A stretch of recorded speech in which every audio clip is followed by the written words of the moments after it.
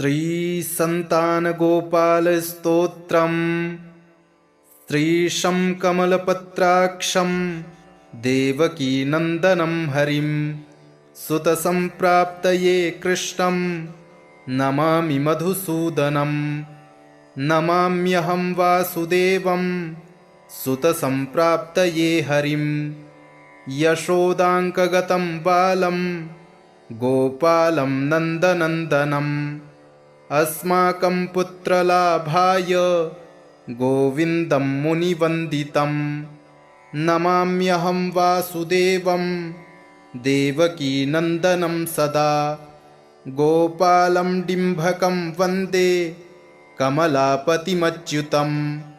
पुत्रसम्प्राप्तये कृष्णं नमामि यदुपुङ्गवं। पुत्रकामेष्टिफलदं कञ्जाक्षं कमलापतिं। देवकीनन्दनं वन्दे सुतसम्प्राप्तये मम। पद्मापते पद्मनेत्रे पद्मनाभ जनार्दन। देहि मे तनयं श्रीश वासुदेव जगत्पते। यशोदाङ्कगतं बालं गोविन्दं मुनिवन्दितम्। अस्माकं पुत्रलाभाय नमामि श्रीशमच्युतं। श्रीपते देवदेवेश दीनार्तिहरणाच्युत। गोविन्द मे सुतं देहि नमामि त्वां जनार्दन। भक्तकामद गोविन्द भक्तं रक्ष शुभप्रद। देहि मे तनयं कृष्ण रुक्मिणीवल्लभ प्रभो। रुक्मिणीनाथ सर्वेश देहि मे तनयं सदा।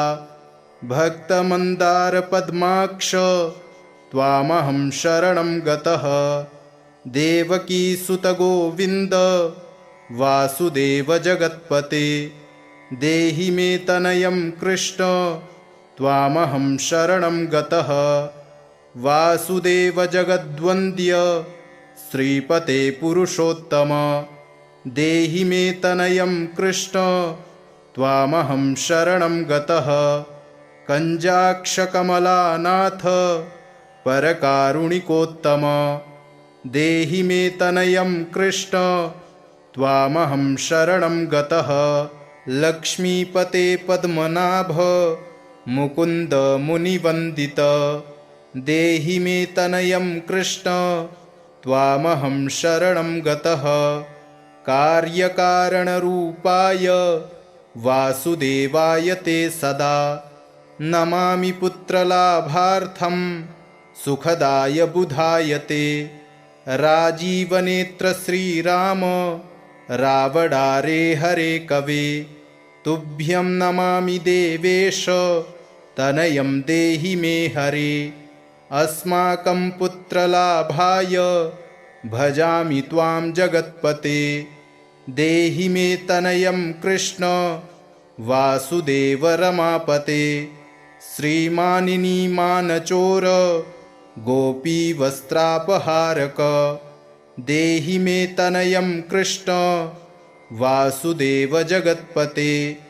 अस्माकं पुत्रसम्प्राप्तिं कुरुष्व यदुनन्दन। रमापते वासुदेव मुकुन्द मुनिवन्दित। वासुदेवसुतं देहि तनयं देहि माधव। पुत्रं मे देहि श्रीकृष्ण वत्सं देहि महाप्रभो। डिम्भकं देहि श्रीकृष्ण आत्मजं देहि राघव। भक्तमन्दार मे देहि तनयं नन्दनन्दन। नन्दनं देहि मे कृष्ण वासुदेव जगत्पते। कमलानाथ गोविन्द मुकुन्द मुनिवन्दित। अन्यथा शरणं नास्ति त्वमेव शरणं मम। सुतं देहि श्रियं देहि श्रियं पुत्रं प्रदेहि मे। यशोदास्तन्यपानज्ञं पिबन्तं यदुनन्दनं। वन्देऽहं पुत्रलाभार्थं कपिलाक्षं हरिं सदा। नन्दनन्दन देवेश नन्दनं देहि मे प्रभो रमापते वासुदेव श्रियं पुत्रं जगत्पते पुत्रं श्रियं पुत्रं पुत्रं मे देहि माधव अस्माकं दीनवाक्यस्य अवधारय श्रीपते गोपालडिम्भ गोविन्द वासुदेव रमापते अस्माकं डिम्भकं देहि श्रियं देहि जगत्पते मद्वाञ्छितफलं देहि देवकी नन्दनाच्युत मम पुत्रार्थितं धन्यं कुरुष्व यदुनन्दन याचेऽहं त्वां श्रियं पुत्रं देहि मे पुत्रसम्पदं भक्तचिन्तामणे राम कल्पवृक्षमहाप्रभो आत्मजं नन्दनं पुत्रं कुमारं डिम्भकं सुतम् अर्भकं तनयं देहि सदा मे रघुनन्दन वन्दे सन्तानगोपालं माधवं भक्तकामदम् अस्माकं पुत्रसम्प्राप्त्यै सदा गोविन्दमच्युतम् ओङ्कारयुक्तं गोपालं श्रीयुक्तं यदुनन्दनं क्लीं युक्तं देवकीपुत्रं नमामि यदुनायकं वासुदेवमुकुन्देश गोविन्दमाधवाच्युत देहि मे तनयं कृष्ण रमानाथ महाप्रभो राजीवनेत्र गोविन्द कपिलाक्ष हरे प्रभो समस्तकाम्यवरद देहि मे तनयं सदा अब्जनाभनिभं पद्म वृन्दरूप जगत्पते देहि मे वरसत्पुत्रं रमानायक माधव नन्दपालधरापाल गोविन्द यदुनन्दन देहि मे तनयं कृष्ण रुक्मिणीवल्लभ प्रभो दासमन्दार गोविन्द मुकुन्द माधवाच्युत गोपालपुण्डरीकाक्ष देहि मे तनयं श्रियं यदुनायक पद्मेश नन्दगोपवधूसुत देहि मे तनयं कृष्ण श्रीधर प्राणनायक अस्माकं वाञ्छितं देहि देहि पुत्रं रमापते भगवन् कृष्ण सर्वेश वासुदेव जगत्पते रमाहृदय संभार सत्यभामा मनः प्रिय देहि मे तनयं कृष्ण रुक्मिणी वल्लभ प्रभो चन्द्रसूर्याक्ष गोविन्द पुण्डरीकाक्ष माधव अस्माकं भाग्यसत्पुत्रं देहि देव जगत्पते कारुण्यरूप पद्माक्ष पद्मनाभ समर्चित देहि मे तनयं कृष्ण देवकी नन्दनन्दन देवकी सुत श्रीनाथ वासुदेव जगत्पते समस्तकामफलद देहि मे तनयं सदा भक्तमन्दार गम्भीर शङ्कराच्युत माधव देहि मे तनयं गोप बालवत्सल श्रीपते श्रीपते वासुदेवेश देवकी प्रियनन्दन भक्तमन्दार मे देहि तनयं जगतां प्रभो जगन्नाथ रमानाथ भूमिनाथ दयानिधे वासुदेवेश सर्वेश देहि मे तनयं प्रभो श्रीनाथ कमलपत्राक्ष वासुदेव जगत्पते देहि मे तनयं कृष्ण त्वामहं शरणं गतः दासमन्दार गोविन्द भक्तचिन्तामणे प्रभो देहि मे तनयं कृष्ण त्वामहं शरणं गतः गोविन्द पुण्डरीकाक्ष रमानाथ महाप्रभो देहि मे तनयं कृष्ण त्वामहं शरणं गतः श्रीनाथ कमलपत्राक्ष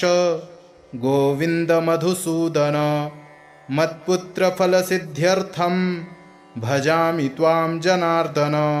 स्तन्यं पिबन्तं जननीमुखाम्बुजं विलोक्य मन्दस्मितमुज्ज्वलाङ्गं स्पृशन्तमन्यस्तनमङ्गुलीभिर्वन्दे यशोदाङ्कगतं मुकुन्दम्। याचेऽहं पुत्रसन्तानं भवन्तं पद्मलोचन देहि मे तनयं कृष्ण त्वामहं शरणं गतः। अस्माकं पुत्रसम्पत्तेश्चिन्तयामि जगत्पते शीघ्रं मे देहि दातव्यं भवता मुनिवन्दित। वासुदेव जगन्नाथ श्रीपते पुरुषोत्तम कुरु मां पुत्रदत्तं च कृष्णदेवेन्द्रपूजित।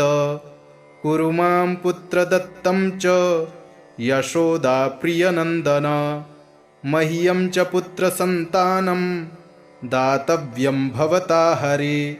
वासुदेव जगन्नाथ गोविन्द देवकीसुत देहि मे तनयं राम कौसल्याप्रियनन्दन। पद्मपत्राक्ष गोविन्द विष्णो वामन माधव देहि मे तनयं सीता प्राणनायक राघव। कञ्जाक्ष कृष्णदेवेन्द्र मण्डित मुनिवन्दित लक्ष्मणाग्रज श्रीराम देहि मे तनयं सदा। देहि मे तनयं राम दशरथ प्रियनन्दन सीतानायक कञ्जाक्ष मुचुकुन्द वरप्रद। विभीषणस्य या लङ्का प्रदत्ता भवता पुरा अस्माकं तत्प्रकारेण तनयं देहि माधव। भवदीयपदाम्भोजे चिन्तयामि निरन्तरं देहि मे तनयं सीता प्राणवल्लभ राघव। राममत्काम्यवरद पुत्रोत्पत्तिफलप्रद देहि मे तनयं श्रीश कमलासनवन्दित। राम राघव सीतेश लक्ष्मणानुज देहि मे भाग्यवत्पुत्रसन्तानं दशरथात्मज श्रीपते। देवकी गर्भसञ्जात यशोदा प्रियनन्दन देहि मे तनयं राम कृष्ण गोपाल माधव। कृष्ण माधव गोविन्द वामनाच्युत शङ्कर देहि मे तनयं श्रीश गोपबालकनायक। गोपबाल महाधन्य गोविन्दाच्युत माधव देहि मे तनयं कृष्ण वासुदेव जगत्पते। दिशतु दिशतु पुत्रं देवकीनन्दनोऽयं दिशतु दिशतु शीघ्रं भाग्यवत्पुत्रलाभं। दिशतु दिशतु श्रीशो राघवो रामचन्द्रो दिशतु दिशतु पुत्रं वंशविस्तारहेतोः। दीयतां वासुदेवेन तनयो मत्प्रियः सुतः कुमारो नन्दनः सीता नायकेन सदा मम। राम राघव गोविन्द देवकीसुत माधव देहि मे तनयं श्रीश गोपबालकनायक। वंशविस्तारकं पुत्रं देहि मे मधुसूदन। सुतं देहि त्वामहं शरणं गतः। ममाभीष्टसुतं देहि कंसारे माधवाच्युत। सुतं देहि त्वामहं शरणं गतः। चन्द्रार्ककल्पपर्यन्तं तनयं देहि माधव। सुतं देहि त्वामहं शरणं गतः। विद्यावन्तं बुद्धिमन्तं श्रीमन्तं तनयं सदा देहि मे तनयं कृष्ण देवकीनन्दन प्रभो। नमामि त्वां पद्मनेत्र सुतलाभाय कामदं मुकुन्दपुण्डरीकाक्षं गोविन्दं मधुसूदनं भगवन् कृष्ण गोविन्द सर्वकामफलप्रद देहि मे तनयं स्वामिंस्त्वामहं शरणं गतः स्वामिंस्त्वं भगवन् राम कृष्णमाधवकामद देहि मे तनयं नित्यं त्वामहं शरणं गतः तनयं देहि गोविन्द कञ्जाक्षकमलापते सुतं देहि त्वामहं शरणं गतः पद्मापते पद्मनेत्र प्रद्युम्न जनकप्रभो सुतं देहि त्वामहं शरणं गतः शङ्खचक्रगदा खड्ग शार्ङ्गपाणे रमापते देहि मे तनयं कृष्ण त्वामहं शरणं गतः नारायण रमानाथ राजीवपत्रलोचन सुतं मे देहि देवेश पद्मपद्मानुवन्दित राम राघव गोविन्द देवकीवरनन्दन रुक्मिणीनाथ सर्वेश नारदादिसुरार्चित देवकीसुत गोविन्द वासुदेव जगत्पते देहि मे तनयं श्रीश गोपबालकनायक मुनिवन्दित गोविन्द रुक्मिणीवल्लभप्रभो देहि मे तनयं कृष्ण त्वामहं शरणं गतः गोपिकार्जितपङ्केज मरन्दासक्तमानस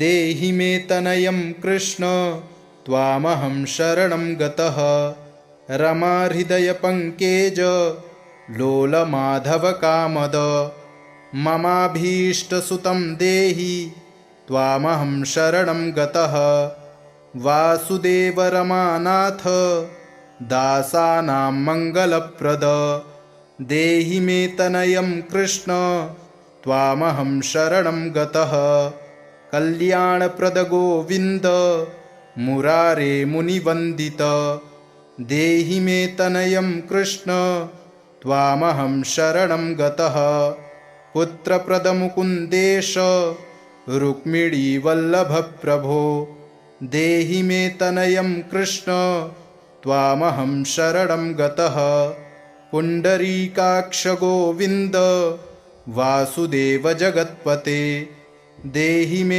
तनयं कृष्ण त्वामहं शरणं गतः दयानिधे वासुदेव मुकुन्द मुनिवन्दित देहि मे तनयं कृष्ण त्वामहं शरणं गतः पुत्रसम्पत्प्रदातारं गोविन्दं देवपूजितं वन्दामहे सदा कृष्णं पुत्रलाभप्रदायिनं कारुण्यनिधये गोपी वल्लभाय मुरारये नमस्ते पुत्रलाभार्थं देहि मे तनयं विभो नमस्तस्मै रमेशाय रुक्मिणीवल्लभाय ते देहि मे तनयं श्रीश गोपबालकनायक नमस्ते वासुदेवाय नित्यश्रीकामुकाय च पुत्रदाय च सर्पेन्द्र शायिने रङ्गशायिने रङ्गशायिन् रमानाथ मङ्गलप्रद माधव देहि मे तनयं श्रीश गोपबालकनायक दासस्य मे सुतं देहि दीनमन्दार राघव सुतं देहि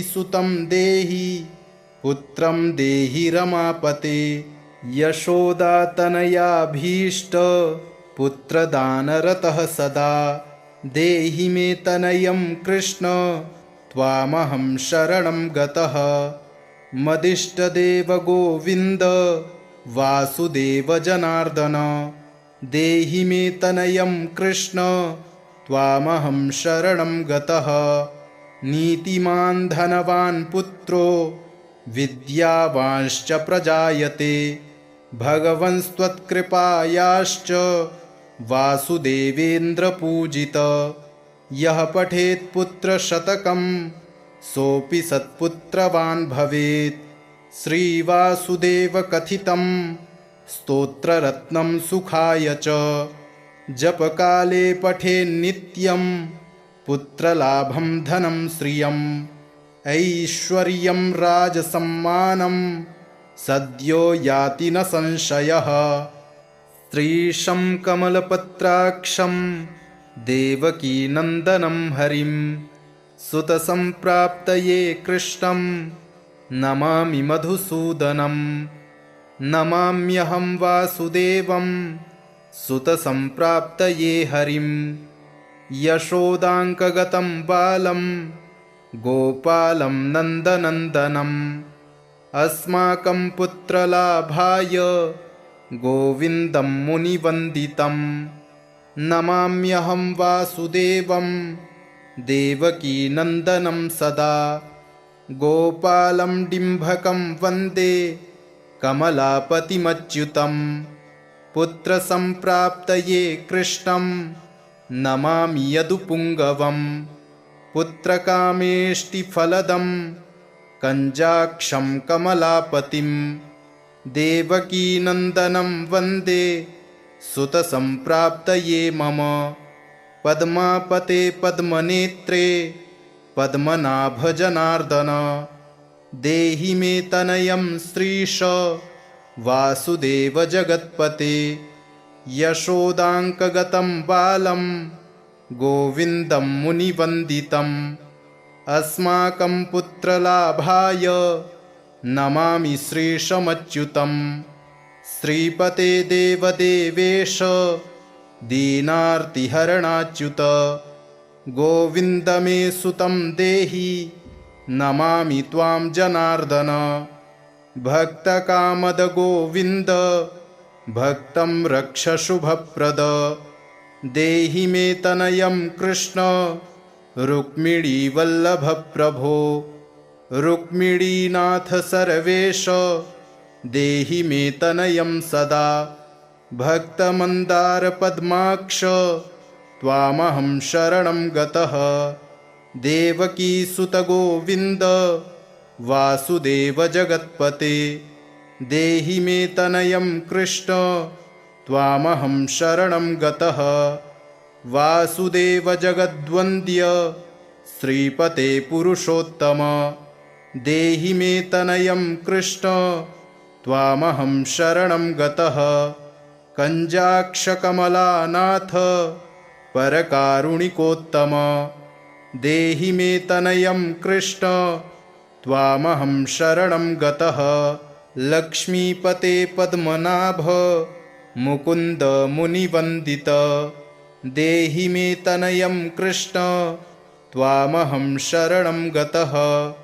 कार्यकारणरूपाय वासुदेवाय ते सदा। नमामि पुत्रलाभार्थं सुखदाय बुधाय ते। राजीवनेत्र श्रीराम रावणारे हरे कवे। तुभ्यं नमामि देवेश तनयं देहि मे हरे। अस्माकं पुत्रलाभाय भजामि त्वां जगत्पते। देहि मे तनयं कृष्ण वासुदेव रमापते। श्रीमानिनी मानचोर गोपीवस्त्रापहारक। देहि मे तनयं कृष्ण वासुदेव जगत्पते। अस्माकं पुत्रसम्प्राप्तिं कुरुष्व यदुनन्दन। रमापते वासुदेव मुकुन्द मुनिवन्दित। वासुदेवसुतं देहि तनयं देहि माधव। पुत्रं मे देहि श्रीकृष्ण वत्सं देहि महाप्रभो। डिम्भकं देहि श्रीकृष्ण आत्मजं देहि राघव। भक्तमन्दार मे देहि तनयं नन्दनन्दन। नन्दनं देहि मे कृष्ण वासुदेव जगत्पते। कमलानाथ गोविन्द मुकुन्द मुनिवन्दित। अन्यथा शरणं नास्ति त्वमेव शरणं मम। सुतं देहि श्रियं पुत्रं प्रदेहि मे। यशोदास्तन्यपानज्ञं पिबन्तं यदुनन्दनं। वन्देऽहं पुत्रलाभार्थं कपिलाक्षं हरिं सदा। नन्दनन्दन देवेश नन्दनं देहि मे प्रभो। रमापते वासुदेव श्रियं पुत्रं जगत्पते। पुत्रं श्रियं पुत्रं मे देहि माधव। अस्माकं दीनवाक्यस्य अवधारय श्रीपते। गोपालडिम्भ गोविन्द वासुदेव रमापते। अस्माकं डिम्भकं देहि श्रियं देहि जगत्पते। मद्वाञ्छितफलं देहि देवकी नन्दनाच्युत। मम पुत्रार्थितं धन्यं कुरुष्व यदुनन्दन। याचेऽहं त्वां श्रियं पुत्रं देहि मे पुत्रसम्पदं। भक्तचिन्तामणे राम कल्पवृक्षमहाप्रभो। आत्मजं नन्दनं पुत्रं कुमारं डिम्भकं सुतम्। अर्भकं तनयं देहि सदा मे रघुनन्दन। वन्दे सन्तानगोपालं माधवं भक्तकामदम्। अस्माकं पुत्रसम्प्राप्त्यै सदा गोविन्दमच्युतम्। ओङ्कारयुक्तं गोपालं श्रीयुक्तं यदुनन्दनं। क्लीं युक्तं देवकीपुत्रं नमामि यदुनायकं। वासुदेवमुकुन्देश गोविन्दमाधवाच्युत। देहि मे तनयं कृष्ण रमानाथ महाप्रभो। राजीवनेत्र गोविन्द कपिलाक्ष हरे प्रभो। समस्तकाम्यवरद देहि मे तनयं सदा। अब्जनाभनिभं पद्म वृन्दरूप जगत्पते। देहि मे वरसत्पुत्रं रमानायक माधव। नन्दपालधरापाल गोविन्द यदुनन्दन। देहि मे तनयं कृष्ण रुक्मिणीवल्लभ प्रभो। दासमन्दार गोविन्द मुकुन्द माधवाच्युत। गोपालपुण्डरीकाक्ष देहि मे तनयं श्रियं। यदुनायकपद्मेश नन्दगोपवधूसुत। देहि मे तनयं कृष्ण श्रीधर प्राणनायक। अस्माकं वाञ्छितं देहि पुत्रं रमापते। भगवन् कृष्ण सर्वेश वासुदेव जगत्पते। रमाहृदय संभार सत्यभामा मनः प्रिय। देहि मे तनयं कृष्ण रुक्मिणीवल्लभ प्रभो। चन्द्रसूर्याक्ष गोविन्द पुण्डरीकाक्ष माधव। अस्माकं भाग्यसत्पुत्रं देहि देव जगत्पते। कारुण्यरूप पद्माक्ष पद्मनाभ समर्चित।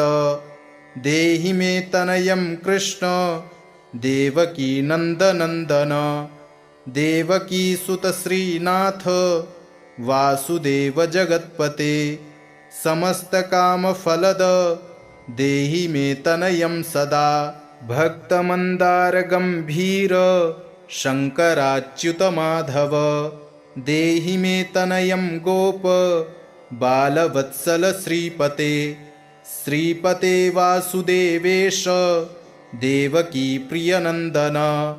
भक्तमन्दार मे देहि तनयं जगतां प्रभो। जगन्नाथ रमानाथ भूमिनाथ दयानिधे। वासुदेवेश सर्वेश देहि मे तनयं प्रभो। श्रीनाथ कमलपत्राक्ष वासुदेव जगत्पते। देहि मे तनयं कृष्ण त्वामहं शरणं गतः। दासमन्दार गोविन्द भक्तचिन्तामणि प्रभो देहि मे तनयं कृष्ण त्वामहं शरणं गतः गोविन्द पुण्डरीकाक्ष रमानाथ महाप्रभो देहि मे तनयं कृष्ण त्वामहं शरणं गतः श्रीनाथ कमलपत्राक्ष गोविन्द मधुसूदन मत्पुत्रफलसिद्ध्यर्थं भजामि त्वां जनार्दन स्तन्यं पिबन्तं जननीमुखाम्बुजं विलोक्य मन्दस्मितमुज्ज्वलाङ्गं स्पृशन्तमन्यस्तनमङ्गुलीभिर्वन्दे यशोदाङ्कगतं मुकुन्दं याचेऽहं पुत्रसन्तानं भवन्तं पद्मलोचन देहि मे तनयं कृष्ण त्वामहं शरणं गतः अस्माकं पुत्रसम्पत्तेश्चिन्तयामि जगत्पते शीघ्रं मे देहि दातव्यं भवता मुनिवन्दित वासुदेव जगन्नाथ श्रीपते पुरुषोत्तम कुरु मां पुत्रदत्तं च कृष्णदेवेन्द्रपूजित कुरु मां पुत्रदत्तं च यशोदाप्रियनन्दन मह्यं च पुत्रसन्तानं दातव्यं भवता हरे वासुदेव जगन्नाथ गोविन्द देवकीसुत देहि मे तनयं राम कौसल्याप्रियनन्दन पद्मपत्राक्ष गोविन्द विष्णो वामन माधव देहि मे तनयं सीता प्राणनायक राघव कञ्जाक्ष कृष्णदेवेन्द्र मण्डित मुनिवन्दित लक्ष्मणाग्रज श्रीराम देहि मे तनयं सदा देहि मे तनयं राम दशरथ प्रियनन्दन सीतानायक कञ्जाक्ष मुचुकुन्द वरप्रद विभीषणस्य या लङ्का प्रदत्ता भवता पुरा अस्माकं तत्प्रकारेण तनयं देहि माधव भवदीयपदाम्भोजे चिन्तयामि निरन्तरं देहि मे तनयं सीता प्राणवल्लभ राघव राममत्काम्यवरद पुत्रोत्पत्तिफलप्रद देहि मे तनयं श्रीश कमलासनवन्दित राम राघव सीतेश लक्ष्मणानुज देहि मे भाग्यवत्पुत्रसन्तानं दशरथात्मज श्रीपते देवकी गर्भसञ्जात यशोदा प्रियनन्दन देहि मे तनयं राम कृष्ण गोपाल माधव कृष्ण माधव गोविन्द वामनाच्युत शङ्कर देहि मे तनयं श्रीश गोपबालकनायक गोपबालमहाधन्य गोविन्दाच्युत माधव देहि मे तनयं कृष्ण वासुदेव जगत्पते दिशतु दिशतु पुत्रं देवकीनन्दनोऽयं दिशतु दिशतु शीघ्रं भाग्यवत्पुत्रलाभं दिशतु दिशतु श्रीशो राघवो रामचन्द्रो दिशतु दिशतु पुत्रं वंशविस्तारहेतोः दीयतां वासुदेवेन तनयो मत्प्रियः सुतः कुमारो नन्दनः सीता नायकेन सदा मम राम राघव गोविन्द देवकी सुत माधव देहि मे तनयं श्रीश गोपबालकनायक वंशविस्तारकं पुत्रं देहि मे मधुसूदन सुतं देहि त्वामहं शरणं गतः ममाभीष्टसुतं देहि कंसारे माधवाच्युत सुतं देहि त्वामहं शरणं गतः चन्द्रार्ककल्पपर्यन्तं तनयं देहि माधव। सुतं देहि त्वामहं शरणं गतः। विद्यावन्तं बुद्धिमन्तं श्रीमन्तं तनयं सदा। देहि मे तनयं कृष्ण देवकीनन्दन प्रभो। नमामि त्वां पद्मनेत्र सुतलाभाय कामदं। मुकुन्द पुण्डरीकाक्षं गोविन्दं मधुसूदनं। भगवन् कृष्ण गोविन्द सर्वकामफलप्रद। देहि मे तनयं स्वामिन्स्त्वामहं शरणं गतः। स्वामिन्स्त्वं भगवन् राम कृष्णमाधव कामद। देहि मे तनयं नित्यं त्वामहं शरणं गतः। तनयं देहि गोविन्द कञ्जाक्षकमलापते। सुतं देहि त्वामहं शरणं गतः। पद्मापते पद्मनेत्र प्रद्युम्न जनक प्रभो। सुतं देहि त्वामहं शरणं गतः। शङ्खचक्रगदा खड्ग शार्ङ्गपाणे रमापते। देहि मे तनयं कृष्ण त्वामहं शरणं गतः। नारायण रमानाथ राजीवपत्रलोचन। सुतं मे देहि देवेश पद्मपद्मानुवन्दित। राम राघव गोविन्द देवकीवरनन्दन। रुक्मिणीनाथ सर्वेश नारदादिसुरार्चित। देवकीसुत गोविन्द वासुदेव जगत्पते। देहि मे तनयं श्रीश गोपबालकनायक। मुनिवन्दित गोविन्द रुक्मिणीवल्लभ प्रभो। देहि मे तनयं कृष्ण त्वामहं शरणं गतः। गोपिकार्जितपङ्केज मरन्दासक्तमानस। देहि मे तनयं कृष्ण त्वामहं शरणं गतः। रमाहृदयपङ्केज लोलमाधवकामद। ममाभीष्टसुतं देहि त्वामहं शरणं गतः। वासुदेव रमानाथ दासानां मङ्गलप्रद। देहि मे तनयं कृष्ण त्वामहं शरणं गतः। कल्याणप्रद गोविन्द मुरारे मुनिवन्दित। देहि मे तनयं कृष्ण त्वामहं शरणं गतः। पुत्रप्रद मुकुन्देश रुक्मिणीवल्लभ प्रभो। देहि मे तनयं कृष्ण त्वामहं शरणं गतः। पुण्डरीकाक्ष गोविन्द वासुदेव जगत्पते। देहि मे तनयं कृष्ण त्वामहं शरणं गतः। दयानिधे वासुदेव मुकुन्द मुनिवन्दित। देहि मे तनयं कृष्ण त्वामहं शरणं गतः। पुत्रसम्पत्प्रदातारं गोविन्दं देवपूजितं। वन्दामहे सदा कृष्णं पुत्रलाभप्रदायिनं।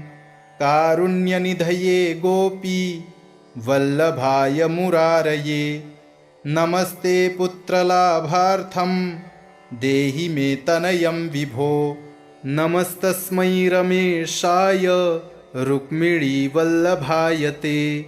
देहि मे तनयं श्रीश गोपबालकनायक। नमस्ते वासुदेवाय नित्यश्रीकामुकाय च। पुत्रदाय च सर्पेन्द्र शायिने रङ्गशायिने। रङ्गशायिन् रमानाथ मङ्गलप्रद माधव। देहि मे तनयं श्रीश गोपबालकनायक। दासस्य मे सुतं देहि दीनमन्दार राघव। सुतं देहि पुत्रं देहि रमापते। यशोदातनयाभीष्ट पुत्रदानरतः सदा। देहि मे तनयं कृष्ण त्वामहं शरणं गतः। मदिष्टदेव गोविन्द वासुदेव जनार्दन, देहि मे तनयं कृष्ण त्वामहं शरणं गतः। नीतिमान् धनवान् पुत्रो विद्यावांश्च प्रजायते, भगवंस्त्वत्कृपायाश्च वासुदेवेन्द्रपूजित। यः पठेत् पुत्रशतकं सोऽपि सत्पुत्रवान् भवेत्। श्रीवासुदेव कथितं स्तोत्ररत्नं सुखाय च, जपकाले पठेन्नित्यं पुत्रलाभं धनं श्रियम्। ऐश्वर्यं राजसम्मानं सद्यो याति न संशयः। श्रीशं कमलपत्राक्षं देवकीनन्दनं हरिं, सुतसम्प्राप्तये कृष्णं नमामि मधुसूदनं। नमाम्यहं वासुदेवं सुतसम्प्राप्तये हरिं, यशोदाङ्कगतं बालं गोपालं नन्दनन्दनम्। अस्माकं पुत्रलाभाय गोविन्दं मुनिवन्दितं। नमाम्यहं वासुदेवं देवकीनन्दनं सदा, गोपालं डिम्भकं वन्दे कमलापतिमच्युतं। पुत्रसम्प्राप्तये कृष्णं नमामि यदुपुङ्गवम्। पुत्रकामेष्टिफलदं कञ्जाक्षं कमलापतिं, देवकीनन्दनं वन्दे सुतसम्प्राप्तये मम। पद्मापते पद्मनेत्रे पद्मनाभ जनार्दन, देहि मे तनयं श्रीश वासुदेव जगत्पते। यशोदाङ्कगतं बालं गोविन्दं मुनिवन्दितम्। अस्माकं पुत्रलाभाय नमामि श्रीशमच्युतं। श्रीपते देवदेवेश दीनार्तिहरणाच्युत, गोविन्द मे सुतं देहि नमामि त्वां जनार्दन। भक्तकामद गोविन्द भक्तं रक्ष शुभप्रद, देहि मे तनयं कृष्ण रुक्मिणीवल्लभप्रभो। रुक्मिणीनाथ सर्वेश देहि मे तनयं सदा, भक्तमन्दारपद्माक्ष त्वामहं शरणं गतः। देवकीसुत गोविन्द वासुदेव जगत्पते, देहि मे तनयं कृष्ण त्वामहं शरणं गतः। वासुदेव जगद्वन्द्य श्रीपते पुरुषोत्तम, देहि मे तनयं कृष्ण त्वामहं शरणं गतः। कञ्जाक्षकमलानाथ परकारुणिकोत्तम, देहि मे तनयं कृष्ण त्वामहं शरणं गतः। लक्ष्मीपते पद्मनाभ मुकुन्द मुनिवन्दित, देहि मे तनयं कृष्ण त्वामहं शरणं गतः। कार्यकारणरूपाय वासुदेवाय ते सदा, नमामि पुत्रलाभार्थं सुखदाय बुधाय ते। राजीवनेत्र श्रीराम रावणारे हरे कवे, तुभ्यं नमामि देवेश तनयं देहि मे हरे। अस्माकं पुत्रलाभाय भजामि त्वां जगत्पते, देहि मे तनयं कृष्ण वासुदेव रमापते। श्रीमानिनीमानचोर गोपीवस्त्रापहारक, देहि मे तनयं कृष्ण वासुदेव जगत्पते। अस्माकं पुत्रसम्प्राप्तिं कुरुष्व यदुनन्दन। रमापते वासुदेव मुकुन्द मुनिवन्दित, वासुदेवसुतं देहि तनयं देहि माधव।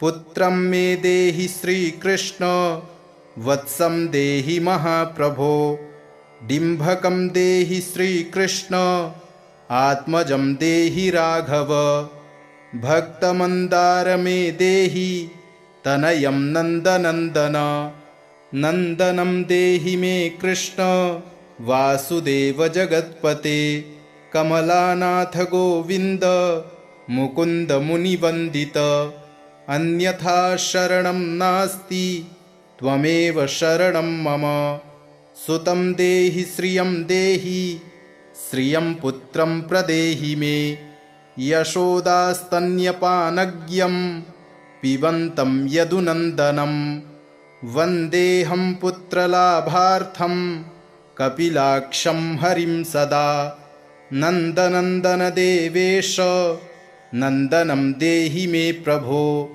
रमापते वासुदेव श्रियं पुत्रं जगत्पते पुत्रं श्रियं पुत्रं मे देहि माधव अस्माकं दीनवाक्यस्य अवधारय श्रीपते गोपालडिम्भ गोविन्द वासुदेव रमापते अस्माकं डिम्भकं देहि श्रियं देहि जगत्पते मद्वाञ्छितफलं देहि देवकी नन्दनाच्युत मम पुत्रार्थितं धन्यं कुरुष्व यदुनन्दन याचेऽहं त्वां श्रियं पुत्रं देहि मे पुत्रसम्पदं भक्तचिन्तामणे राम कल्पवृक्षमहाप्रभो आत्मजं नन्दनं पुत्रं कुमारं डिम्भकं सुतम्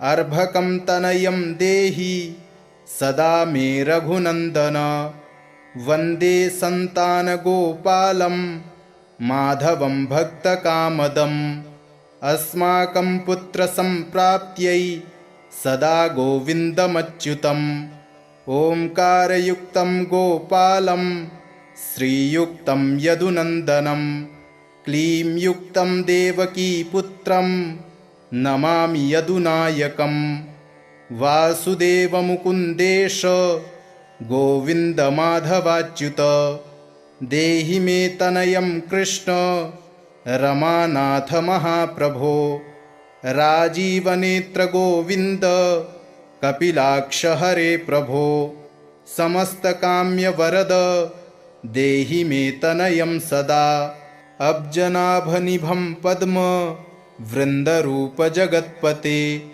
देहि मे वरसत्पुत्रं रमानायक माधव नन्दपालधरापाल गोविन्द यदुनन्दन देहि मे तनयं कृष्ण रुक्मिणीवल्लभ प्रभो दासमन्दार गोविन्द मुकुन्द माधवाच्युत गोपालपुण्डरीकाक्ष देहि मे तनयं श्रियं यदुनायकपद्मेश नन्दगोपवधूसुत देहि मे तनयं कृष्ण श्रीधर प्राणनायक अस्माकं वाञ्छितं देहि पुत्रं रमापते भगवन् कृष्ण सर्वेश वासुदेव जगत्पते रमाहृदय संभार सत्यभामा मनः प्रिय देहि मे तनयं कृष्ण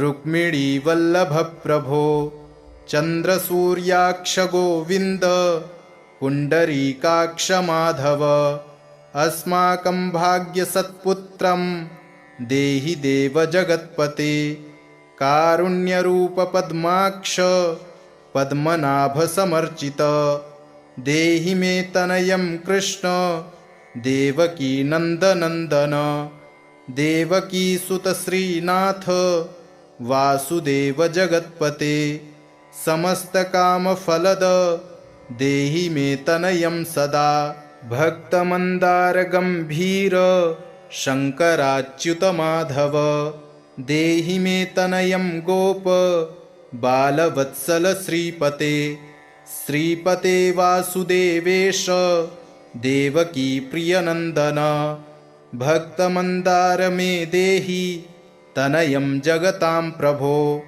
जगन्नाथ रमानाथ भूमिनाथ दयानिधे वासुदेवेश सर्वेश देहि मे तनयं प्रभो श्रीनाथ कमलपत्राक्ष वासुदेव जगत्पते देहि मे तनयं कृष्ण त्वामहं शरणं गतः दासमन्दार गोविन्द भक्तचिन्तामणि प्रभो देहि मे तनयं कृष्ण त्वामहं शरणं गतः गोविन्द पुण्डरीकाक्ष रमानाथ महाप्रभो देहि मे तनयं कृष्ण त्वामहं शरणं गतः श्रीनाथ कमलपत्राक्ष गोविन्द मधुसूदन मत्पुत्रफलसिद्ध्यर्थं भजामि त्वां जनार्दन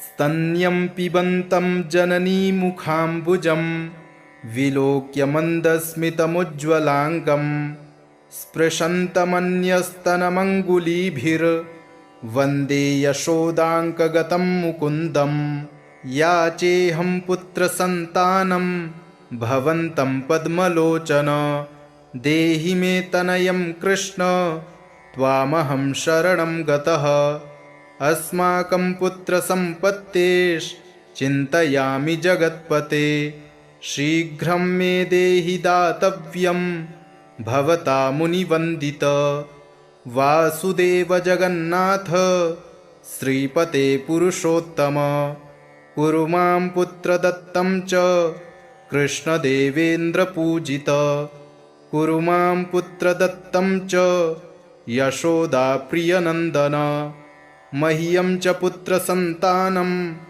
दातव्यं भवता हरे वासुदेव जगन्नाथ गोविन्द देवकीसुत देहि मे तनयं राम कौसल्याप्रियनन्दन पद्मपत्राक्ष गोविन्द विष्णो वामन माधव देहि मे तनयं सीता प्राणनायक राघव कञ्जाक्ष कृष्णदेवेन्द्र मण्डित मुनिवन्दित लक्ष्मणाग्रज श्रीराम देहि मे तनयं सदा देहि मे तनयं राम दशरथ प्रियनन्दन सीतानायक कञ्जाक्ष मुचुकुन्द वरप्रद विभीषणस्य या लङ्का प्रदत्ता भवता पुरा अस्माकं तत्प्रकारेण तनयं देहि माधव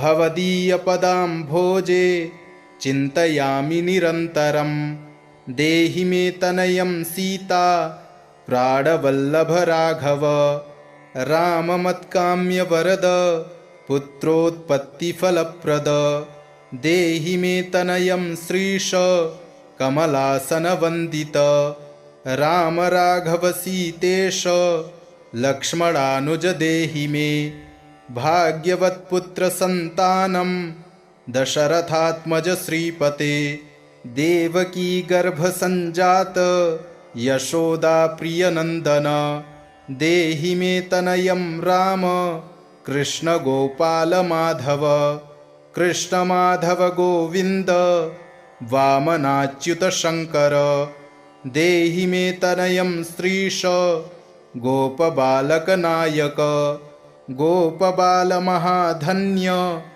गोविन्दाच्युत माधव देहि मे तनयं कृष्ण वासुदेव जगत्पते दिशतु दिशतु पुत्रं देवकीनन्दनोऽयं दिशतु दिशतु शीघ्रं भाग्यवत्पुत्रलाभं दिशतु दिशतु श्रीशो राघवो रामचन्द्रो दिशतु दिशतु पुत्रं वंशविस्तारहेतोः दीयतां वासुदेवेन तनयो मत्प्रियः सुतः कुमारो नन्दनः सीता नायकेन सदा मम राम राघव गोविन्द देवकीसुत माधव देहि मे तनयं श्रीश गोपबालकनायक वंशविस्तारकं पुत्रं देहि मे मधुसूदन। सुतं देहि त्वामहं शरणं गतः। ममाभीष्टसुतं देहि कंसारे माधवाच्युत। सुतं देहि त्वामहं शरणं गतः। चन्द्रार्ककल्पपर्यन्तं तनयं देहि माधव। सुतं देहि त्वामहं शरणं गतः।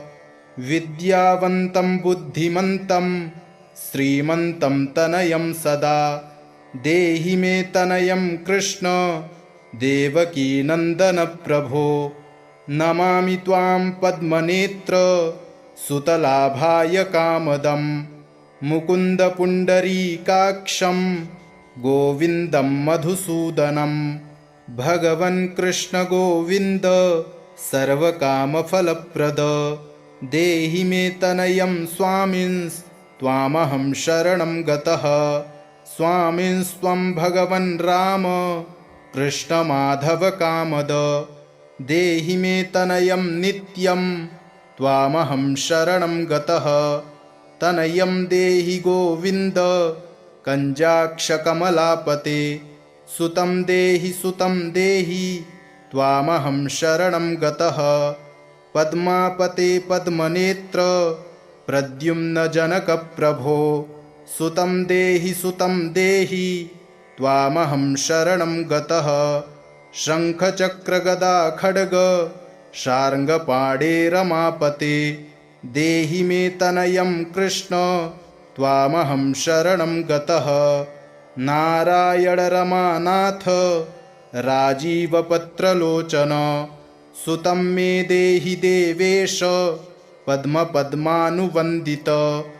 राम राघव गोविन्द देवकीवरनन्दन। रुक्मिणीनाथ सर्वेश नारदादिसुरार्चित। देवकीसुत गोविन्द वासुदेव जगत्पते देहि मे तनयं श्रीश गोपबालकनायक।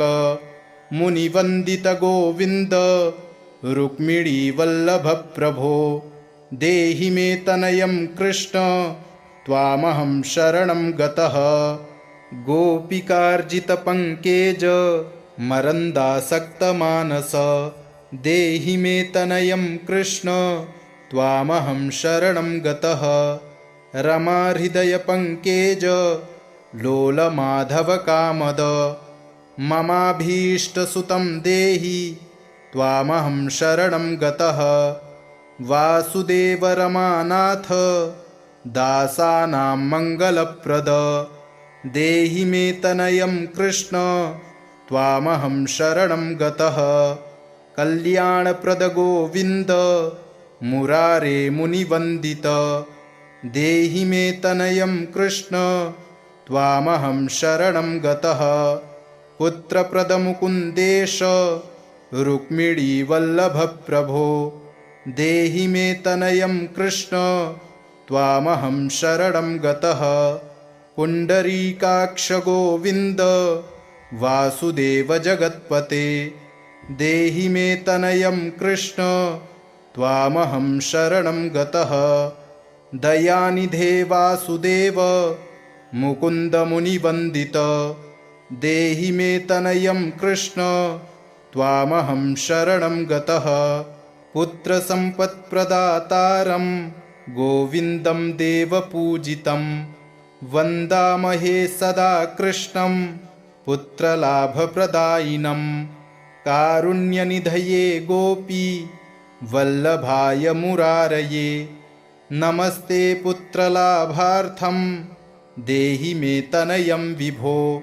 नमस्तस्मै रमेशाय रुक्मिणीवल्लभाय ते देहि मे तनयं श्रीश गोपबालकनायक। नमस्ते वासुदेवाय नित्यश्रीकामुकाय च पुत्रदाय च सर्पेन्द्र शायिने रङ्गशायिने।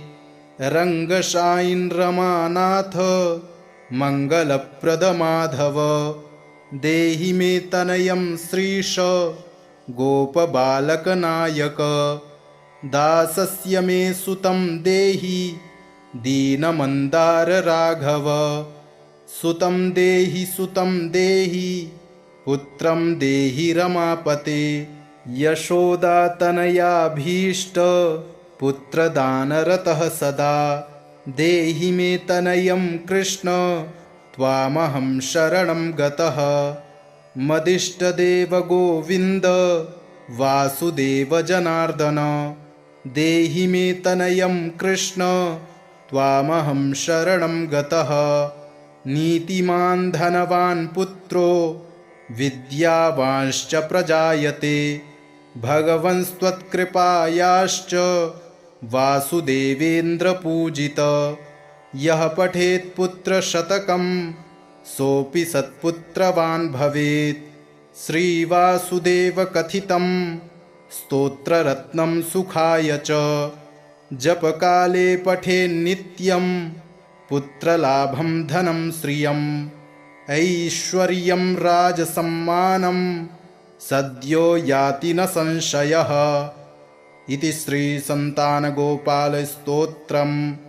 सम्पूर्णम्।